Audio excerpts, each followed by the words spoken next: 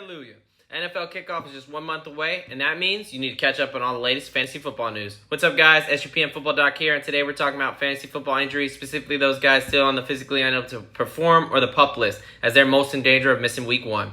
Let's start off with Arizona Cardinals quarterback Kyler Murray coming back from an ACL tear. Your ACL is your major stabilizing ligament in your knee. When that's torn, it requires season-ending surgery and a long rehab ahead, typically around 10 to 12 months expected recovery timeline.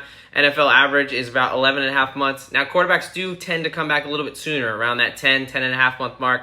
However, Kyler Murray is only looking at about 9 months from his injury to week 1. So I think it's a little bit aggressive and foolish to expect him to be out there week 1. However, I think week 4 to 6 is more realistic for him.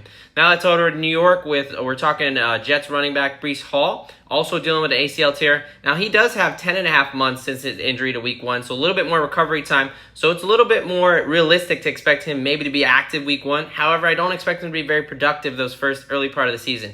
Maybe week 4 to 6, he'll start being more productive. You see a dip in stats. You see, it's difficult to get that lateral cutting, lateral movement ability. Normal movement can take up to 2 years to be normal. So I don't expect him to come in and be the Breece Hall that we saw his rookie year.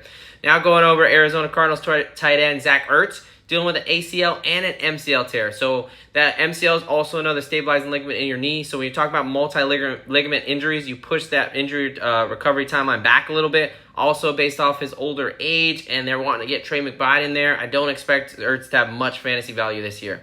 Now looking at Ravens wide receiver Rashod Bateman. He's dealing with a Liz Frank injury. So that's injury to your midfoot, to the ligaments or bones there. And that injury timeline he was looking at is about 10 to 12 months as well. He's got 10 and a half months. Now, it looks like he's a little bit behind schedule. They expected him back in training camp. He needed a cortisone shot. He's still on the physically unable to perform list. So I'm not expecting much from Bateman this year. A bunch of red flags there. Now let's talk about some running backs real quick. Josh Jacobs, Jonathan Taylor, and J.K. Dobbins. Now, I know Jacobs isn't on the PUP officially, but I'm looking like Taylor and Jacobs have a real shot to hold out there. Dobbins, I'm expecting a little bit better relationship with Harbaugh there. I'm expecting him to play, and I actually think you can get him for a steal right now at his ADP. All right, guys, thanks for listening. Follow for more.